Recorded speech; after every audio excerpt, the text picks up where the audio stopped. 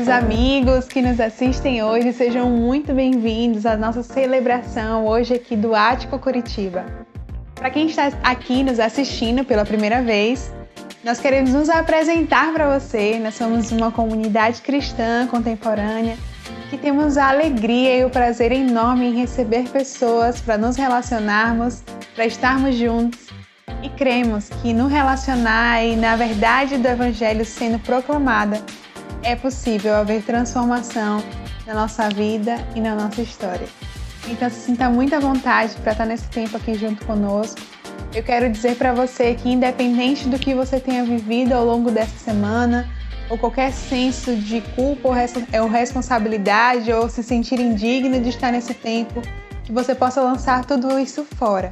Porque você está pronto para estar nesse tempo aqui junto conosco e não há nada que possa te impedir de desfrutar desse tempo junto conosco como família, como a família de Cristo.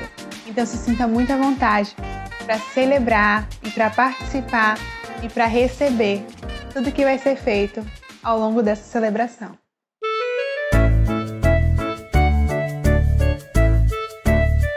A Bíblia toda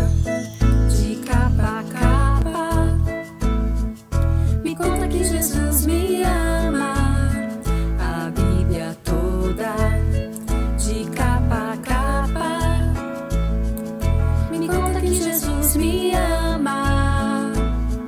Ele me criou, Ele me salvou, Ele vai voltar pra me buscar. Ele me criou, Ele me salvou, Ele vai voltar pra me buscar.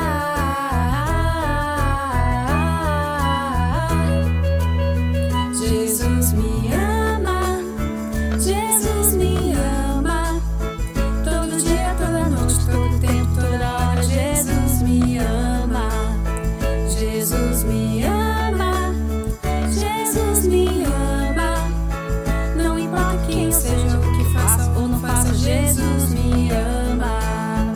A Bíblia toda, de capa a capa, me conta que Jesus me ama. A Bíblia toda, de capa a capa, me conta que Jesus me ama. Ele me criou, Ele me salvou, Ele vai voltar pra me buscar. Ele me criou, Ele me salvou, Ele vai voltar pra me buscar.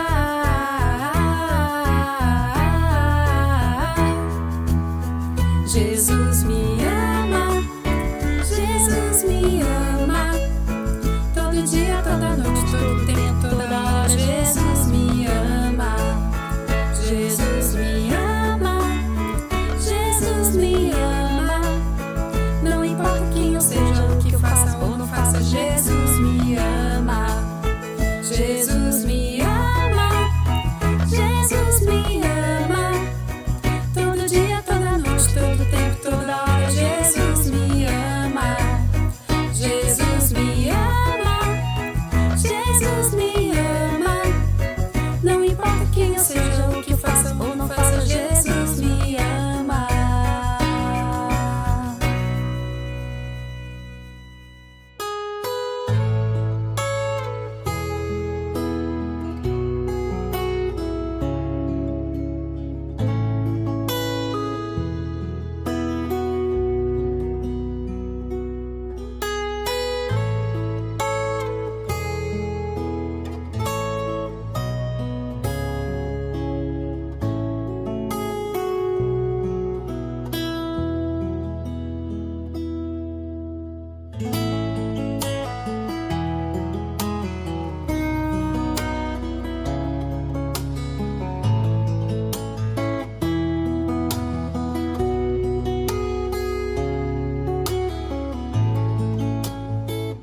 Senhor, nós te agradecemos, Deus. Te agradecemos porque o Senhor é conhecedor do nosso coração e a sua palavra, que é uma palavra viva, diz que o Senhor é rico em perdoar e rico em misericórdia. Então nós te agradecemos por essa abundância do Senhor em nos atrair o nosso coração realmente com cordas humanas e nos atrair a sua presença, a estar perto de você. Então, a minha oração, Deus, sobre nós nesse dia é para que o Senhor possa atrair o nosso coração com a sua misericórdia, com a sua graça, e o Senhor possa nos ajudar, Deus, naquilo que são dificuldades para nós, e o Senhor possa nesse tempo realmente ser um tempo onde o Senhor possa gerar frutos do Senhor, Deus, no nosso coração. Faz florescer, Senhor, na terra seca e na desesperança, as flores de vida com o seu bom perfume no nosso interior, Pai. Em nome de Jesus, cuida de cada pessoa que está nos assistindo e que elas possam ser visitadas em suas casas de maneira poderosa com a sua presença, Pai. Essa é a nossa oração nesse dia, Senhor. Em nome de Jesus.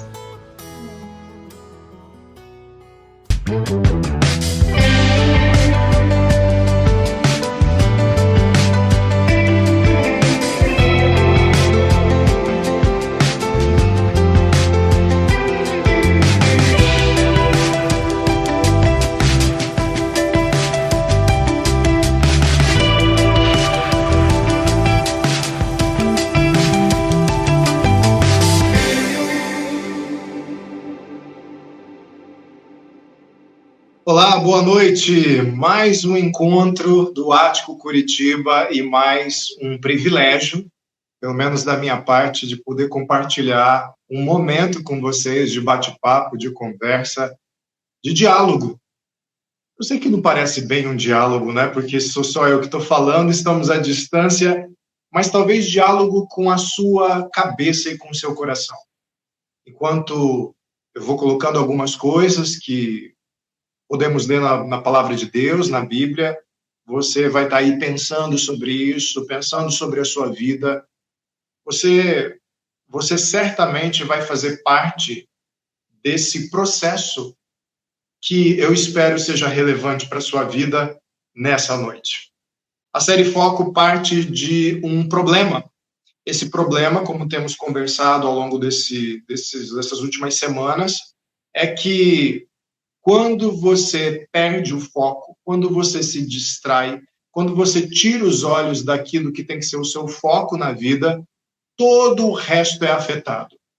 Bom, a gente conversou sobre isso nas 2 primeiras semanas, e nessa terceira semana, nesse terceiro encontro, eu preciso tocar num assunto que costuma tirar o nosso foco de Jesus. E qual é esse assunto? Justificação.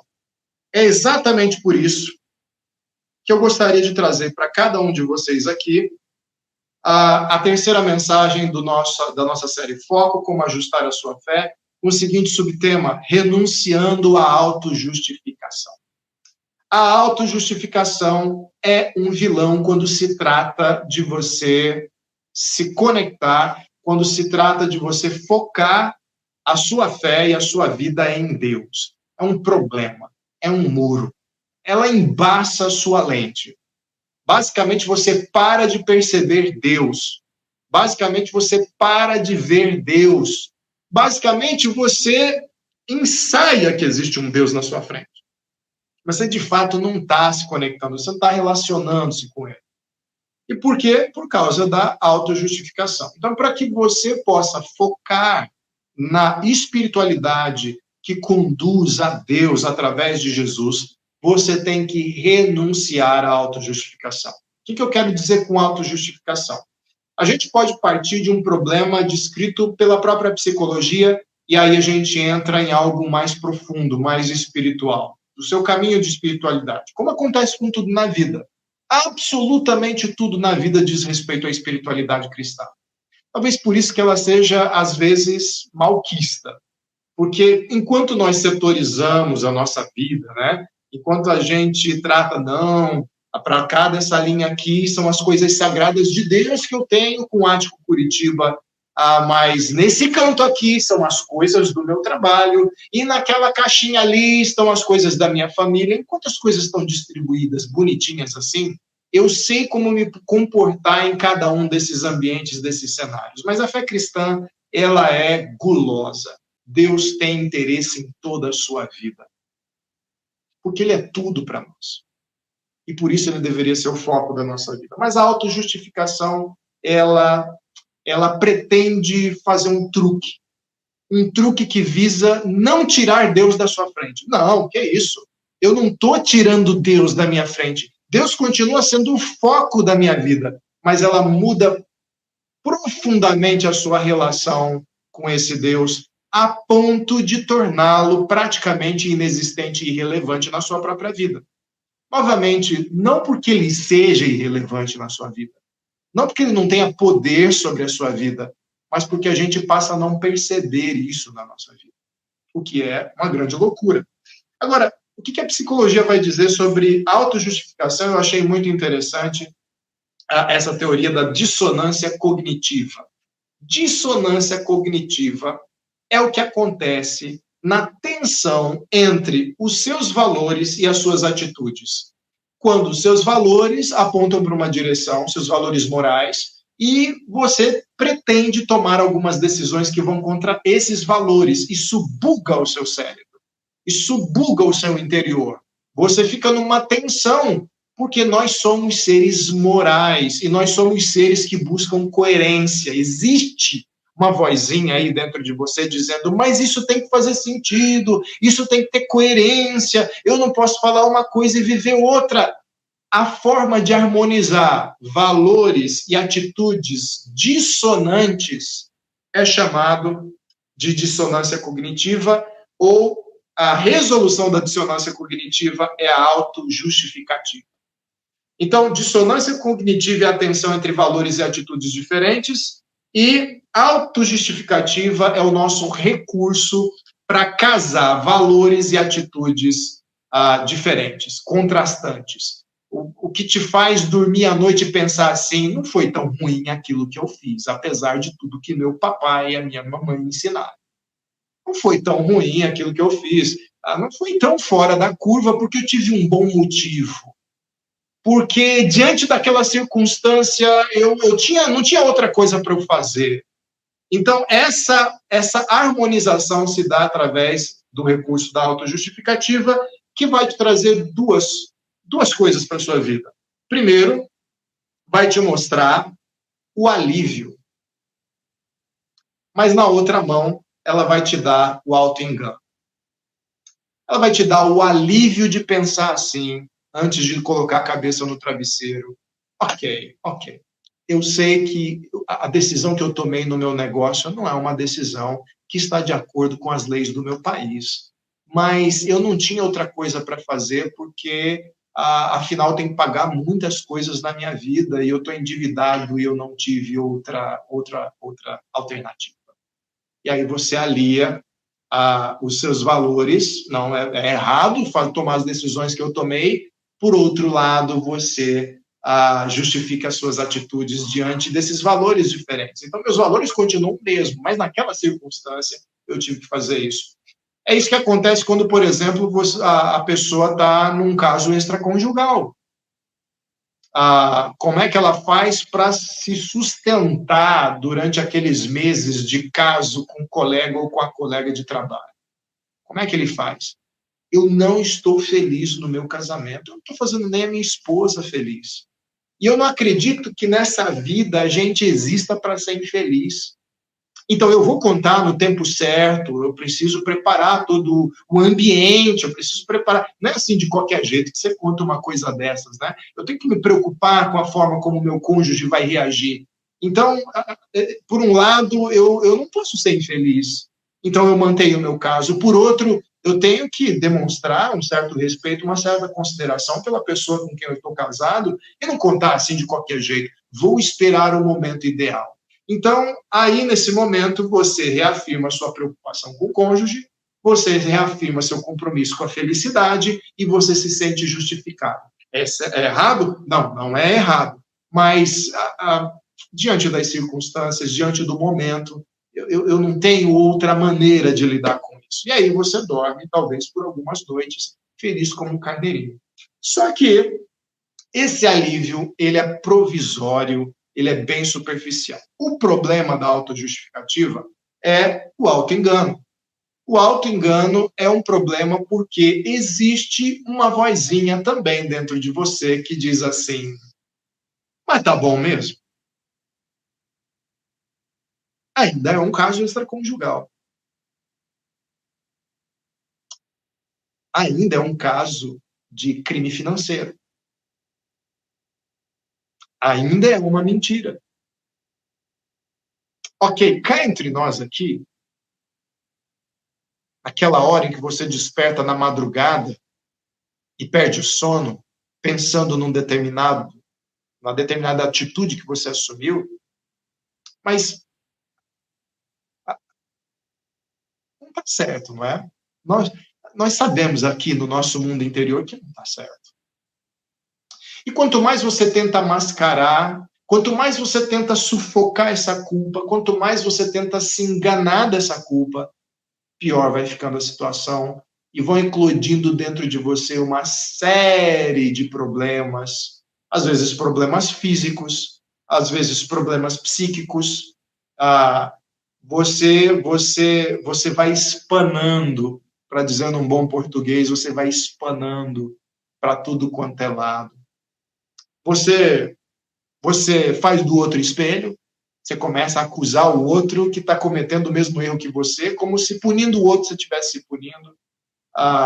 Você passa a ter reações exageradas em relação a um determinado pecado, a um determinado erro. Eu acho um absurdo e tem que ir para o quinto dos infernos aquela pessoa que fez tal coisa. E você está falando de si mesmo. Você está falando de si mesmo. E aí, psicólogos, eu não sou psicólogo, vão dizer com muito mais riqueza de detalhes e com muito mais propriedade de que forma isso estoura no seu interior quando você tenta se auto-enganar. Ok.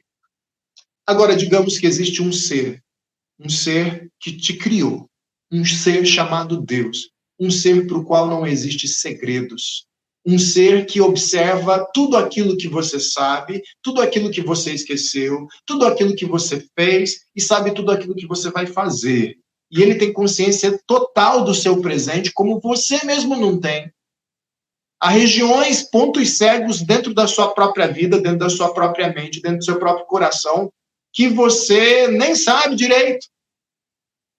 Você ainda está se conhecendo, mas Deus já te conhece plenamente. Já te conhece de capa a capa. Ele te conhece biologicamente, ele te conhece psiquicamente, ele te conhece espiritualmente, ele te conhece historicamente, ele te conhece existencialmente, ele te conhece, ele te conhece, ele te conhece. Do nível atômico, a gama mais ampla de conexão com a sociedade, com o mundo, com o universo, com a criação. Deus te conhece. Deus sabe todas as coisas sobre você. A autojustificativa pode até iludir pessoas de fora, porque elas talvez não estejam dentro da sua cabeça, mas ela não consegue iludir Deus. Então, a autojustificativa acaba, na relação com Deus, servindo como uma muralha, porque eu sou obrigado a substituir Deus por um boneco. Um boneco que vai dizer as coisas que eu quero que ele diga e que vai fazer as ações que eu quero que ele faça. Sabe, criança que todo mundo já brincou com boneco ou com boneco dos Transformers, Barbie, ou qualquer outra referência de boneco ou boneca que você tem. O que é que as crianças fazem? Elas pegam o boneco, elas pegam a boneca, e como é que elas brincam? Elas colocam a sua voz no boneco. Elas mexem os braços do jeito que elas querem que a boneca faça. A boneca cozinha, salta, luta do jeito que a pessoa deseja que faça. Então, é necessário que Deus seja um boneco na minha mão para que a autojustificativa em relação a Deus vale a pena. É necessário, uma vez que há algo também dentro de nós que diz, Deus sabe. Todo mundo foi enganado pelo seu papo. Todo mundo aceitou suas desculpas. Todo mundo aceitou suas explicações. Mas Deus sabe. Deus sabe. Sim, talvez você já tenha feito sua profissão de fé. Talvez você já tenha sido batizado. Talvez você já tenha uma relação religiosa anterior com Deus. E eu não quero descartar nada disso. Mas lembre-se, a autojustificação ela tem o poder de manter Deus exatamente onde ele está na sua referência. Deus continua sendo Deus, Criador do universo, todo-poderoso, misericordioso, bondoso, mas, na verdade, com quem você está conversando é com o boneco que você inventou. Para ajudar a gente, eu trago aqui a passagem de Lucas, capítulo 18, do versículo 9 em diante. Jesus tinha acabado de contar uma parábola, tinha acabado de mencionar algo relacionado à insistência da oração. Então, ele dá uma parábola falando rapidamente dela, de um juiz iníquo, de um juiz mau caráter, corrupto, e há uma pessoa desvalida que fica batendo na porta desse juiz, insistindo para que a sua causa seja julgada, e o juiz iníquo fica de saco cheio, e ele pensa assim, eu quero tirar essa pessoa do meu pé, então eu vou dar a causa para ela, eu vou fazer o julgamento que ela precisa, porque eu não quero ser importunado. Então, mesmo o juiz iníquo consegue consegue trazer justiça se ele for provocado a isso, se ele for importunado a isso. Jesus pega e fala assim, ouça o juiz iníquo, porque a motivação de Deus é superior à do juiz. Deus vai trazer justiça, mas não porque está sendo importunado, mas porque ama vocês, e por isso ele vai trazer justiça mais depressa. Só que, na plateia, ouvindo Jesus, tinham alguns homens chamados fariseus que se achavam. E é daí que a gente começa o versículo 9. Alguns que confiavam em sua própria justiça e desprezavam os outros, Jesus contou esta parábola. Jesus flagra ali na plateia que tinha um pessoal meio que torcendo o nariz. Torcendo o nariz pela companhia ali da plateia, viu? Jesus atraía todo tipo de gente. Então, Jesus atraía gente com uma lista de pecados conhecidos, com uma lista de pecados secretos e pessoas consideradas santas, consideradas as maiorais na sua sociedade. Então, Jesus trazia todo mundo. Agora, provavelmente, as pessoas que se consideravam superiores às outras considerariam o entorno de Jesus um local muito mal frequentado por pessoas que não valem a pena, não valem um centavo. Pois bem, Jesus repara nesse grupo, Jesus discerne a reação de repulsa deles em relação à parte da plateia, e ele direciona Jesus, comunicador extraordinário que é, ele resolve direcionar uma parábola especial para aquele canto. Talvez você seja palestrante, talvez você dê aulas, talvez você ministre cursos, ou talvez você simplesmente esteja na faculdade, esteja tendo muitas aulas e vocês sabem como é um bom comunicador.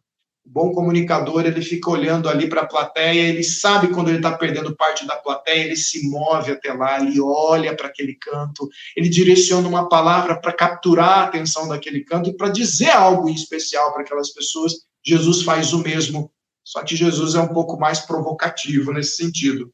Então, ele olha para aquele pessoal e conta uma parábola direcionada justamente para eles, e a característica daquele grupo era que confiavam em sua própria justiça e desprezavam os outros. Confiavam na justiça e desprezavam os outros. Então, aqui vai a primeira coisa que você não deve fazer para manter o foco em Deus. Olha só. Primeiro, não confie em si, não se compare a outros. São dois nãos em um só. Um puxa o outro. Não confie em si, não se compare a outros. Por quê? Quando você confia em si mesmo no que tange a justificação, ou seja, quando para ser uma pessoa, considerada uma pessoa justa, você confia nos seus próprios feitos, na sua própria capacidade de harmonizar seus valores e harmonizar suas atitudes, quando você faz isso, uma coisa é inevitável. Você começa a se comparar com os outros. A autojustificação, ela tem como referência o outro. Você tem que olhar para a esquerda e para a direita e você tem que fazer equiparações e métricas para se achar alguém pelo menos na média. Brasileiro gosta de se achar na média. Tem a famosa trinca, né? No mato, no roubo, e não violentei ninguém. Porque estupro, corrupção e assassinato formam aí uma trinca odiosa, e é aquele tipo de pessoa que a gente diz assim, eu não sou igual a essas pessoas. Não cometi. O que a gente está querendo dizer é não cometi crimes tão graves que me deu uma nota abaixo da média na justiça. Então eu sou justo, eu não sou justo, ou uma pessoa mais justa do mundo, mas eu sou um justo para passar ali num crivo, na média ali. Se a média do colégio é 5, eu passo com nota 5. Se a média do colégio é 6, eu passo com nota 6. E para isso eu preciso ter uma comparação, e a comparação é o outro. Aquelas pessoas que estavam na plateia com Jesus, elas se comparavam e elas confiavam na própria justiça. Olha só, tem uma prostituta ali. Olha só, tem aquele cara, tem aquele ladrão ali. Olha só, tem aquela outra pessoa ali. Gente, acho que nós somos as pessoas mais organizadas e mais santas desse ambiente aqui. Então, dentro do nosso ambiente, dentro da nossa modalidade, não estamos competindo com os anjos, não estamos competindo com os santos, nós estamos competindo com a média, e dentro da média a gente está bem na fita. Nós estamos bem. Nós estamos bem. E aí, o efeito automático, quando você confia na sua própria justiça, na sua própria capacidade de harmonizar valores e atitudes, é qual? Desprezo. Desprezo. Primeiro, um desprezo secreto.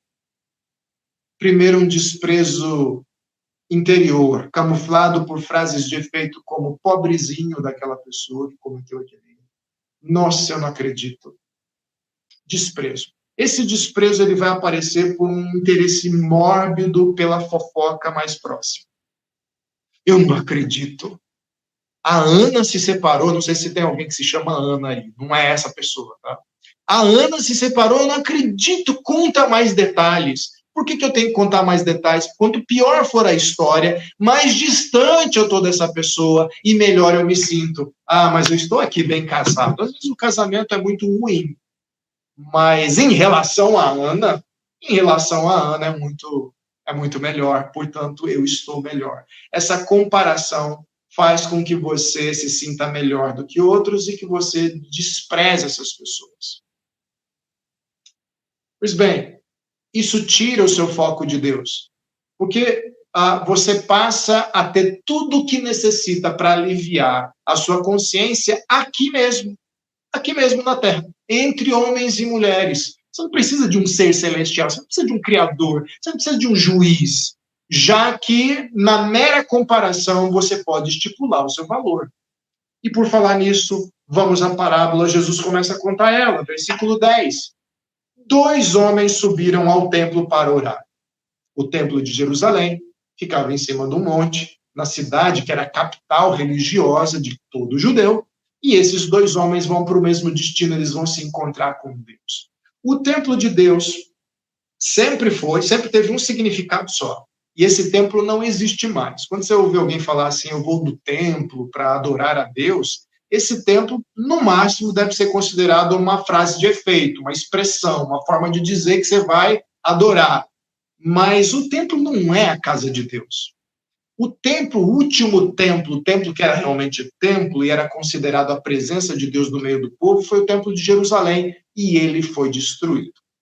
Não sei se você sabe, hoje agora só resta uma parte do muro desse templo, lá em Jerusalém, e que é alvo de peregrinação de muita gente, mas nessa época que Jesus está contando essa história, o templo ainda existia e representava a presença de Deus. Quem ia ao templo ia se aproximar de Deus. Geograficamente ia lá para representar que você estava diante de Deus. 2 homens vão para o mesmo destino. Nós vamos nos apresentar diante de Deus, mas um vai com o foco certo e o outro já perdeu o foco totalmente. Vamos ver como é que isso aconteceu. Um era fariseu e o outro era publicano. Essa é a primeira informação que nos traz a segunda negativa. A segunda coisa que você não deve fazer para não perder o foco. E a segunda coisa é, fariseu e publicano Não considere seu status quo diante de Deus. Se você está buscando a Deus, se você veio a essa reunião e esse encontro na expectativa de que houvesse uma palavra que te direcionasse a Deus, ou se você já encontrou essa palavra, ou se você já encontrou Jesus, Jesus já é a sua ponte de conexão com Deus, você precisa se desvencilhar desse negócio chamado status quo. Não considere seu status quo como ponto de partida para você se apresentar diante de Deus. Nada que represente uma reputação deve ser adicionado ao seu encontro com Deus. Senão vai ser um encontro fake. Senão vai ser você com as suas máscaras. No Jardim do Éden isso aconteceu. Quando Adão e Eva se rebelam contra Deus e depois são procurados por ele, eles já tinham tentado mascarar os seus erros como? Eles tinham tentado colocar uma folha de figueira nas suas partes íntimas para simbolizar o seguinte: improvisamos uma maneira de nos encontrarmos sem que as nossas falhas brotem nessa relação. Só que Deus enxerga através das falhas. Então ele enxerga através das folhas de figueira. Ele sabia que Adão e Eva queriam esconder alguma coisa. Essa folha de figueira hoje é uma carcaça de carro, é um terno, é um vestido de marca, é a logo certa na camisa polo. Você pode ter um jacaré, você pode ter um alce, você pode ter um pinguim. Você sabe que existe toda a fauna terrestre, aquática e aérea para simbolizar uma camisa, e você bate o olho ali, você sabe o valor da pessoa. A sua postura muda, o jeito de abordar a pessoa muda, porque o status que ela apresenta chega antes. E aqui, ser fariseu e ser publicano era considerado um status quo negativo, um status quo positivo. O fariseu, quem era o fariseu? Os fariseus surgiram séculos antes como uma tentativa de judeus zelosos de preservarem a cultura judaica e preservarem a palavra de Deus. Uma intenção muito nobre, diante da invasão da cultura helenística. Não sei se você sabe, mas houve um período onde Alexandre o Grande conquistou ali a Palestina e houve uma grande pressão da cultura helenística, que veio a ser sucedida pela cultura romana, que também tinha raiz helenística. Então, eles queriam preservar a palavra de Deus, eles queriam preservar os valores e princípios do reino de Deus. Mas, ao tentarem fazer isso, eles foram se ensoberbecendo. Eles foram se achando demais. Eles foram se achando os grandes guardiões da moral e dos bons costumes. Eles começaram a inventar, inclusive, regras que não existiam na palavra de Deus. E um pastor meu já disse, certa vez, uma palavra de sabedoria para mim: Saulo, não proíba o que Deus não proibiu na sua palavra e nem autorize o que Deus não autorizou na sua palavra. Algo simples que ele me ensinou e que é muito bom afirmar. Você quer um exemplo simples? É fácil. A Bíblia fala só contra o alcoolismo, mas a Bíblia não diz que é pecado beber bebida alcoólica. Então, quando eu proíbo bebida alcoólica, dizendo que isso vai se colocar entre eu e Deus, porque é um pecado, eu estou adicionando proibições que Deus não deu. E isso muito provavelmente favorece a autojustificativa, como vocês vão ver daqui a pouco. Mas o ponto de partida daquele fariseu era: olha, eu não preciso nem de mais palavras, né? Eu acho que as minhas credenciais já dizem quem eu sou chegando aqui no templo. Eu sou um fariseu, eu sou um guardião da lei, eu sou um guardião das escrituras, eu sou um guardião dos valores e princípios do reino, eu sou aquele que vive conforme as regras, eu sou aquele que vive de forma ilibada, eu sou aquele que vive de forma aprovada por Deus. Para isso basta eu dizer fariseu. Essa é a senha. Eu apareço e Deus me fala sobre ser um fariseu e faz assim para mim. Meu cabo de energia caiu aqui do computador, por isso que eu me abaixei, tá bom? Mas continuando aqui, já que vocês estão na minha casa, a gente pode ser um pouco mais informal, né? Qual era o status quo do publicano? O publicano, por sua vez, era um cobrador de impostos. E ele cobrava impostos para o Império Romano. E muitos publicanos, para não dizer a maioria dos publicanos, sobretaxavam os judeus. Então, o Império Romano cobrava X, ele cobrava X mais Y, porque Y ele embolsava e direcionava X para o Império Romano. Então, os judeus se sentiam duplamente explorados. Eles se sentiam explorados pelo Império Romano, que cobrava altos impostos, e eles se sentiam explorados pelos publicanos, que não raras vezes colocavam sobretaxas superlativas em relação aos impostos, em relação às cobranças. Mas o pior de tudo era, os publicanos eram judeus, eram do próprio povo. Então, eles eram traidores. Então, estavam cobrando de suas próprias famílias, do seu próprio povo, impostos para o império pagão. Então, eles eram detestados. Eles eram vistos como criminosos, mafiosos. E a questão era, muitos deles eram mafiosos. Havia publicanos que tinham, inclusive, capangas para fazer cobranças. Publicanos que tinham outros publicanos sobre a sua jurisdição, sobre o seu comando. Então, eram chefes de cartel mesmo. Eles eram chefes de um esquema de enriquecimento ilícito, muitas das vezes. Então, eles tinham não só o desapreço, não só o desprezo da população, como eles, inclusive, justificavam esse desprezo, confirmavam esse desprezo com atitudes fora da lei, com atitudes de grande desonestidade com os seus pares. Então, esse era o status quo do publicano, não só social, mas o status quo diante de Deus. Então, aqueles dois homens parecem que estão chegando com as suas credenciais, mas isso é inútil. Diante de Deus, não há credencial que te livre do seu olhar perscrutador, do seu olhar profundo, do seu olhar exaustivo. Deus enxerga através do seu diploma. Deus enxerga através das suas conquistas. Deus enxerga através da sua conta bancária. Deus enxerga através da sua folha de figueira. Deus te enxerga nu. Deus te enxerga nua. E não há mão que você use para tapar as suas partes, porque ele enxerga tudo. Ele te desnuda com o olhar. Versículo 11, o fariseu em pé orava no íntimo, Deus, eu te agradeço, porque não sou como os outros homens, ladrões, corruptos, adúlteros, nem mesmo como este publicano. Eu não sou como ele. Deus, eu te agradeço. É como se Deus já tivesse feito alguma coisa, já tivesse confirmado alguma coisa a respeito do fariseu. Percebe? Percebe o fariseu tratando Deus como um bonequinho do Transformers, e ele diz assim, na boca do bonequinho, palavras que ele quer ouvir, até muda de voz, muitas vezes, não é? A criança não faz isso. Eu sou o Optimus Prime. Eu não sei se tem crianças ouvindo, ou se alguém vai ouvir que tem crianças, mas se você tem filho, você já ouviu falar desse nome.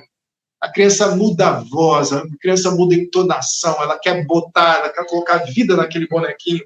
Aquele fariseu acha que Deus é um boneco na mão dele. Então ele diz assim, Deus, eu já sei que você já viu quem eu sou. Eu te agradeço por confirmar aquilo que eu já sei. Que eu não sou ladrão, que eu não sou corrupto, que eu não sou adúltero, que eu não sou nem mesmo como este publicano. E ele aponta para um cara. Deixa eu ilustrar isso, mostrando outra pessoa que tentou vir aqui para te encontrar. Mas eu estou vindo aqui, estou de pé na frente de todo mundo, e provavelmente, esses homens deveriam ser conhecidos, porque ele sabia que o outro era publicano. Então, era alguém que ele encontrava na coletoria, era alguém que ele encontrava nas ruas, era alguém que ele encontrava no comércio. Então, era uma referência constante de uma pessoa, aquilo é uma pessoa má, aquilo é uma pessoa perversa, aquela é uma pessoa cujo pecado o afasta de Deus. então eu tenho na minha referência sempre alguém pior do que eu na minha comparação. E ele apresentou uma lista. Ele apresentou uma lista de coisas que, obviamente, ele não era. Esse homem não era um ladrão, esse homem não era corrupto, esse homem não era adúltero, esse homem não era publicano. Eis a lista dele.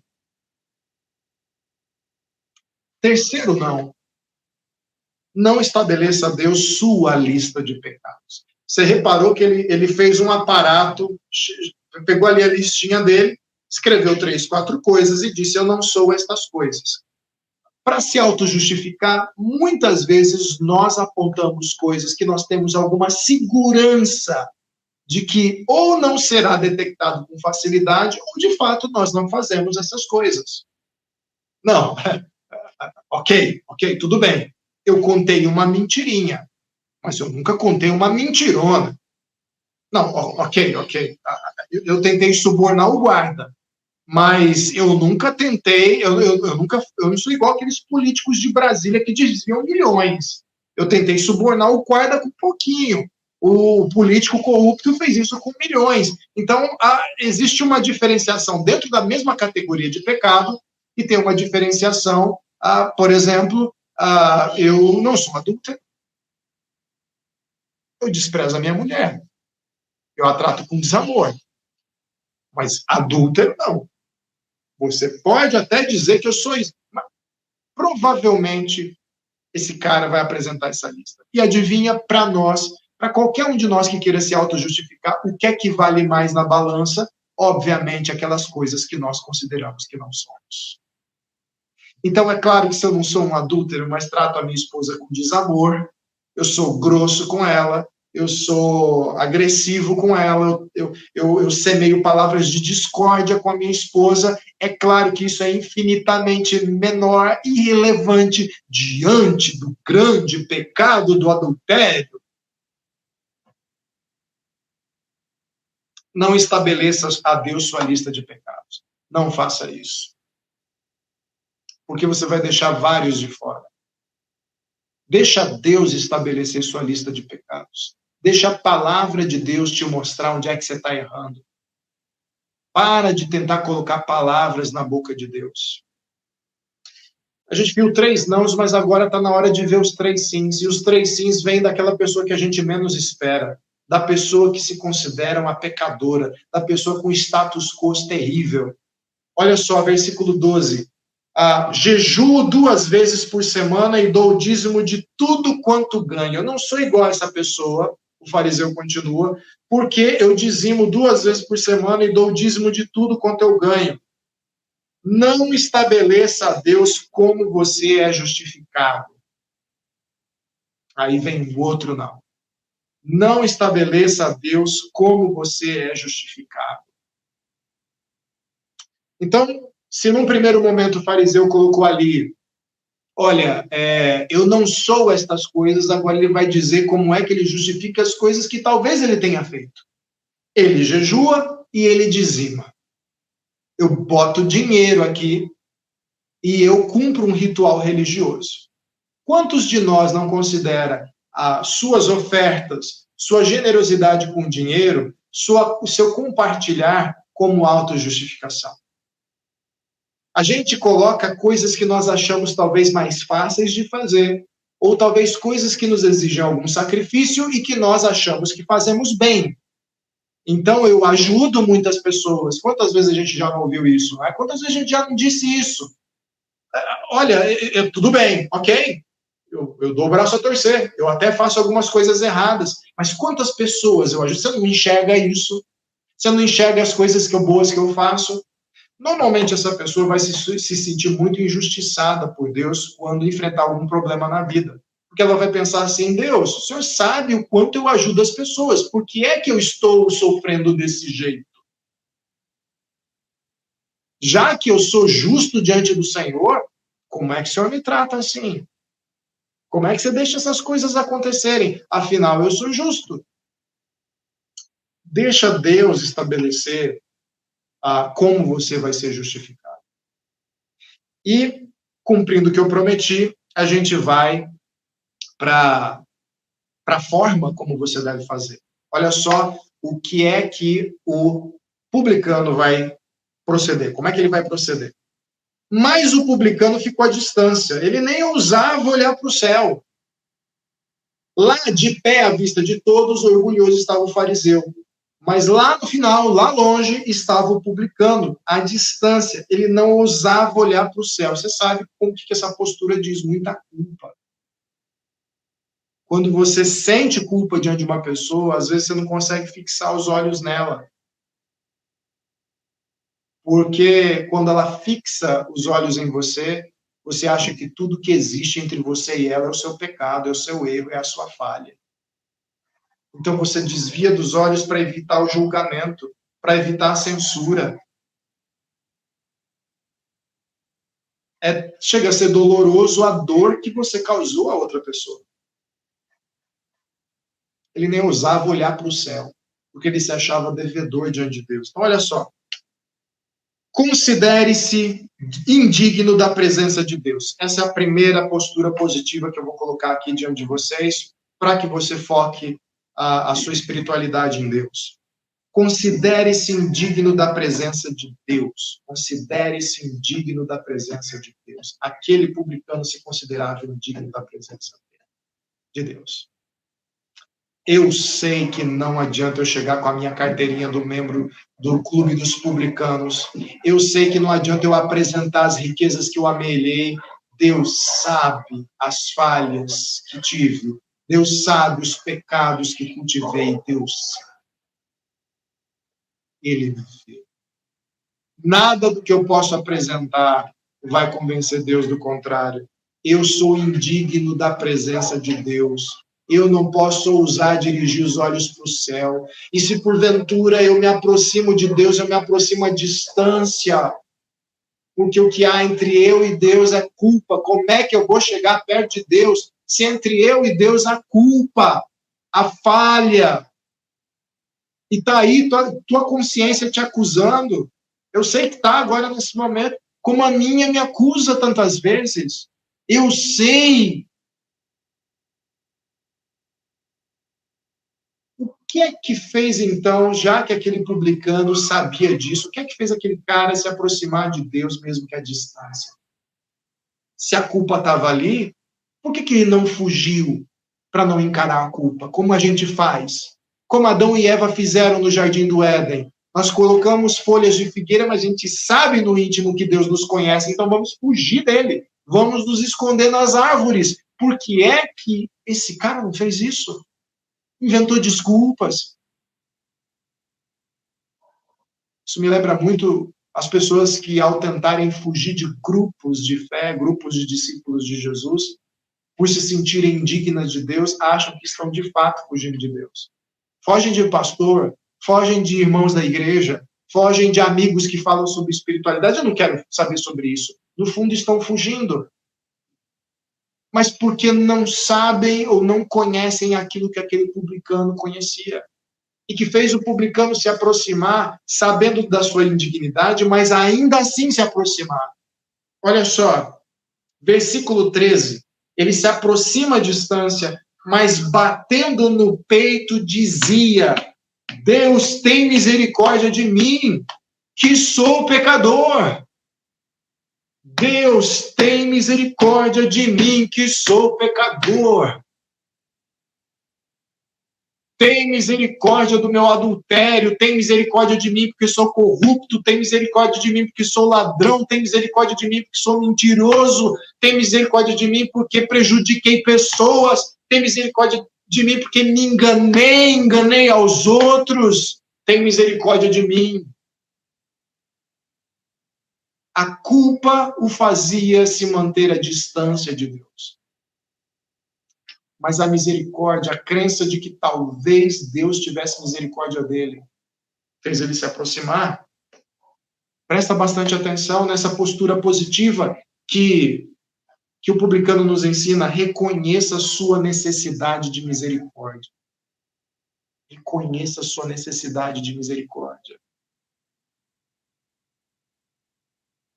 Quando eu chego diante de Deus me sentindo indigno, consciente do meu pecado e sabendo que Ele sabe quem eu sou, que não adianta eu colocar nenhum pedigree na frente. Só uma coisa pode me amparar. A convicção de que Deus é misericordioso e de que ao me aproximar com Ele, talvez eu possa ter perdão, eu possa ter misericórdia. Essa é a pessoa chegando diante da outra, por exemplo, toda envergonhada, olhando para baixo, olhando para cima, confessando seu pecado, confessando sua falha, sim, menti, sim, te enganei, sim, te prejudiquei. E com uma expectativa, talvez me perdoe. Talvez possamos nos reconciliar. Talvez a gente possa superar isso. Às vezes a outra pessoa não vai te dar essa chance. Mas deixa eu te dizer uma coisa, a expectativa do publicano era acertada. Deus nunca despreza aquele que o busca na expectativa de misericórdia através de Jesus Cristo. Jesus Cristo é a nossa misericórdia. Você talvez saiba aquela diferença clássica que se faz em teologia básica, que diz assim, a graça de Deus é quando Deus te dá aquilo que você não merece. E a misericórdia é quando Deus não te dá aquilo que você merece. Sim, publicano, você mereceria punição, condenação. Mas você veio em busca de misericórdia. Qual é a resposta de Deus? Olha só, versículo 14, e último versículo. Eu lhes digo que este homem, não o outro, foi para casa justificado diante de Deus. Pois quem se exalta será humilhado, e quem se humilha será exaltado. Olha que coisa boa. Eu acho isso maravilhoso. Foi isso que transformou a minha vida. Foi isso que mudou a minha vida. É isso que muda a sua vida. Olha só. A última lição que o publicano nos mostra de forma positiva. Satisfaça-se apenas com o julgamento de Deus. Você quer manter o seu foco em Deus, você não quer perder ele de vista. Você quer que a tua fé seja forte, viçosa, vigorosa. Satisfaça-se apenas com o julgamento de Deus. Ele não tentou se colocar no lugar de Deus como juiz. Ele não tentou brincar de bonequinho com Deus. Ele sabia que Deus era outro ser.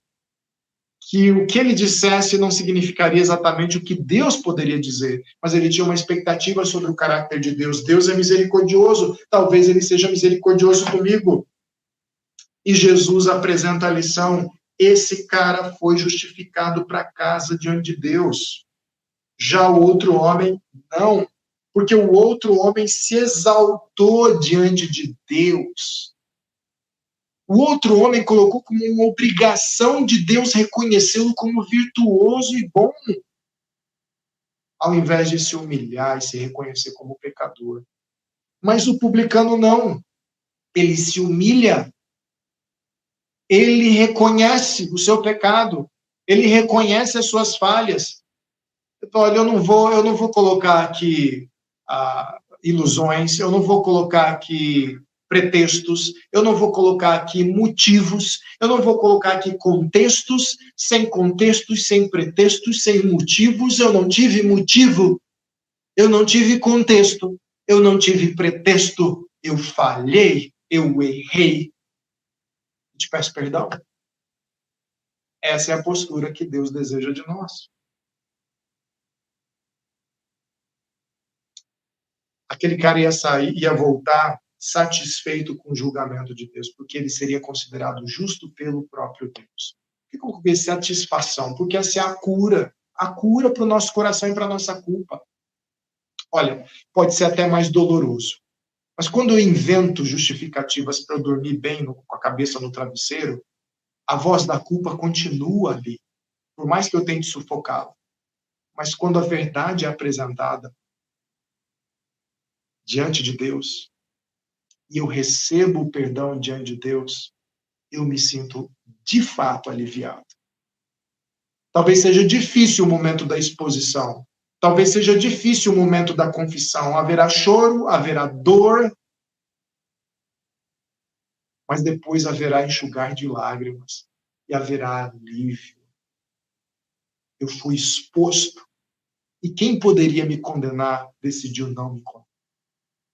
Quem poderia me punir decidiu não me punir. E isso vai te tornar focado em Deus. Deus te abençoe. Deus te guarde. E que o amor dele nunca se ausente da sua perspectiva. E para que isso aconteça, nunca se autojustifique. Deixe Deus te considerar justificado em Jesus Cristo. No nome dele é que eu falo isso para vocês e peço que confiem na palavra de Deus. Grande abraço e até semana que vem na nossa última mensagem.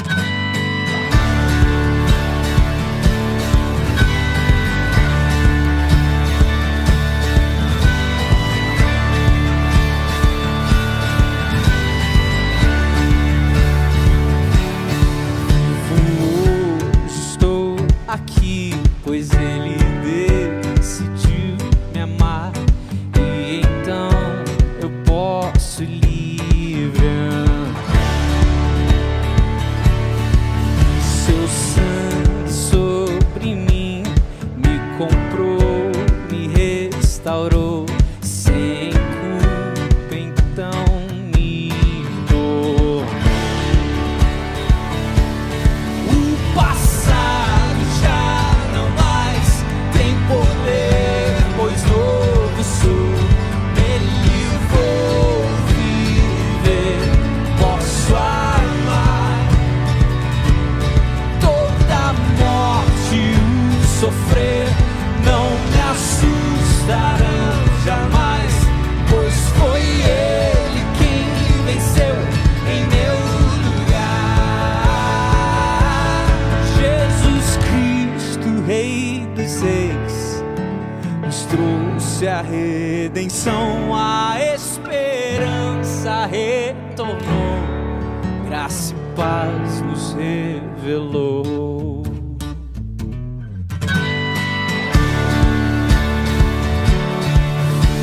Hoje estou aqui, pois ele decidiu me amar, e então eu posso livrar. O seu sangue sobre mim me comprou, me restaurou, sem culpa então me dou. O passado já não mais tem poder, pois novo sou, nele vou viver, posso amar. Toda morte, o sofrer, não me assustarão jamais, pois foi ele quem venceu em meu lugar. Tudo entregar, vou me render aos seus pés, vou me lançar. Tudo entregar, vou me render aos seus pés, vou me lançar. O passado já não mais tem poder, pois novo sou, nele vou viver, posso amar. Toda morte, o sofrer, não me assustarão jamais, pois foi ele que venceu em meu lugar. Jesus Cristo, Rei dos Reis, trouxe a redenção, a esperança retornou, graça e paz nos revelou.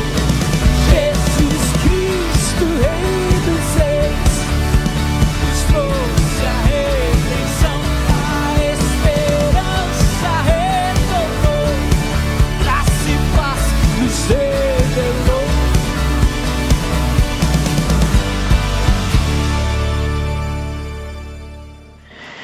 Ei, amigos! Que bom ser ministrados, né? Ter o nosso coração sendo alcançado por essa palavra que foi compartilhada hoje com a gente. Espero que seu coração tenha sido confrontado, encorajado e também consolado.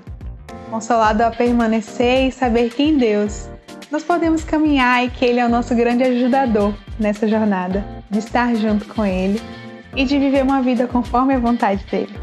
Queremos te encorajar a compartilhar com pessoas com quem você acredite que essa mensagem pode gerar vida na vida delas, que pode gerar esperança, que pode gerar encorajamento, perseverança, paciência. Então nós queremos te encorajar a compartilhar desse link, a compartilhar dessa mensagem para pessoas que possam estar necessitando nesse momento, pessoas com quem você ama e tem um carinho de fato especial. Essa é uma forma também de cuidado. Nós queremos dizer que, para você que está aqui também, que ficou conosco pela primeira vez aqui no nosso programa e no nosso canal do Ático, que essa comunidade é uma comunidade que tem prazer em acolher para transformar.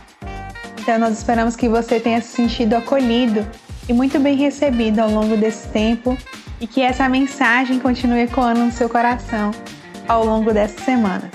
Se sinta muito à vontade também para estar junto conosco agora no nosso tempo de convívio, no nosso tempo de relacionamento e bate-papo, que vai estar aqui aparecendo no QR Code e o link também, onde você pode acessar. Que a sua semana seja uma semana abençoada. Nos vemos no próximo domingo com o nosso último programa dessa série. Um abraço grande e até lá!